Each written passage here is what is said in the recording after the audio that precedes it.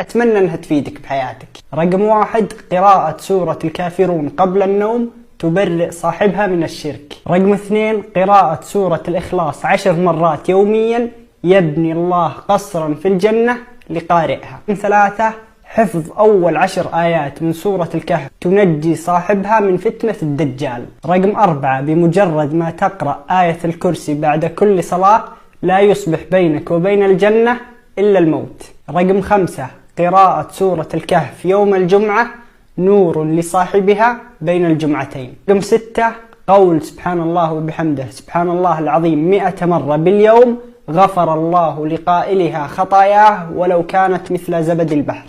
رقم 7: الإحسان بالوضوء ثم قول أشهد أن لا إله إلا الله وحده لا شريك له وأن محمدا عبده ورسوله اللهم اجعلني من التوابين واجعلني من المتطهرين. يفتح الله لقاء